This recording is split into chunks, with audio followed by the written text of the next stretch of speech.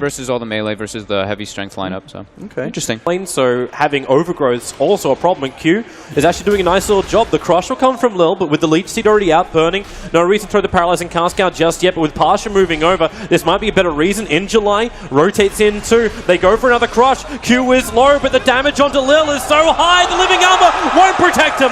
Lil will get the bash in the first blood, loses his life to burning. Head to the top, or if mid is their goal.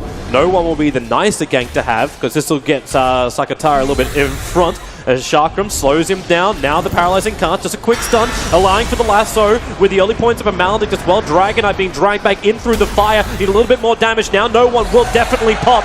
IGV with successful smoke rotation, kills off the VP mid. He's managed to already crack that 60 CS mark, sitting just about 400 net worth in front of the lifesteal. In mid lane, the gank is on. SD is all there. Even the Darkseer committing that wall, so they want to attack into the tier 1 tower. But, he's just dropped it in the bottom part of the river, so VP smoke up. They're about to cross over with that observer wall that is see a lot, but in July up on the cliffside, breaks it. The blind blink crush won't work. Tree Protector gets a huge oldie, 5 quad inside of it with the eclipse damage. Need to do more, but the Darkseer, the back wall, it may be enough, or will it? It's a 1-for-1 trade up. The Death Ward is doing its work, but the Bat Rider, it's IGV coming out on top.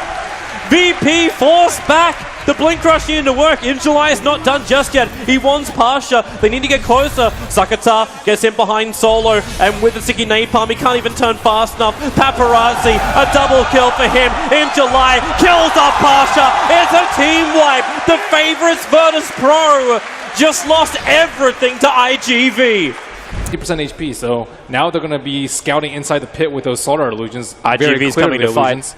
They're coming to fight.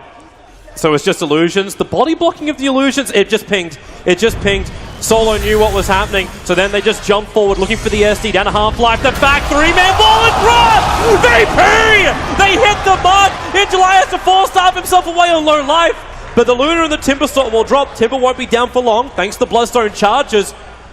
But Solo's positioning, noticing the illusions not having clear pathing, allow VP just to set up properly, but they're going to go in for Roshan. He's down low with the amplification. Chakram causing some problems, but it's still radiant. They get the kill on Roshan. Worst thing in the world, it's not like he really has any items. Oh, Lil gets down just in time, so the Flame Break doesn't push anybody around. Fly through the top side, which they're actually maybe kind of expecting with Lifestealer's positioning. Here it comes in July, jumping around the back. The Firefly Vision sees Pasha with a jump forward. He found the real DK. No one dragged in with the Eclipse. No one so low. Gets his BKB up at the back wall. Space is being created now for Virtus Pro. The Eclipse still doing work, but will it be enough? The BKB Luna now wears off. Ramses, one more hit will do it. Burning looks for the body block. The force up. The crush from Lil won't do enough, but maybe with the elusive beam, Slaughter trapped inside the base. They're just chasing him in deeper. IGV down to just a few heroes, but it's VP who was salt into that tier 3 tower. Lil has managed to go on for a long wander straight past the fountain, past the tier 4 towers, and out through the bottom of the base. He'll rejoin the rest of his teammates in a bit. The Virtus Pro making the most of the time they've got. Bring down the tier 3 tower, now into the melee racks as well. IGV, they just don't have the defense against it.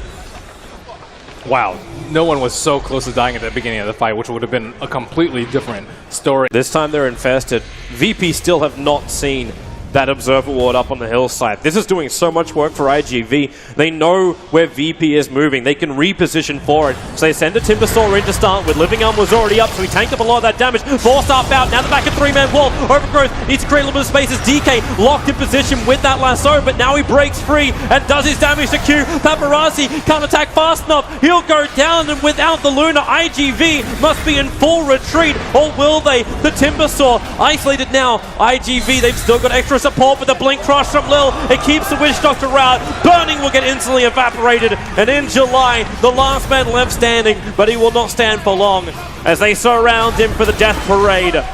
Team wipe in favor of Virtus Pro. Now they can take Roshan and maybe more. BKB, it doesn't even matter that Lifestealer does not have an MKB just yet.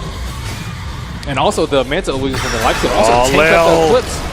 Sakata thought he had it. Q jumps in, throws the ulti out. The DK's low, but he can just toggle through it. They lose another 2. Fighting before the Luna is back up and running. And this may be VP's ticket to actually gain Megas. And in fact, they just get the GG call. Still IGV had nothing else to defend with. Virtus Pro take game 1. a very scary game for Virtus Pro. Showcasing a little bit of the weakness, maybe a bit of predictability from the heroes that they run in the draft, and I think a lot of fortitude coming out from IG Vitality with the Treant Protector pick, the way they played the early game, and that one team fight that they took around the Secret Shop.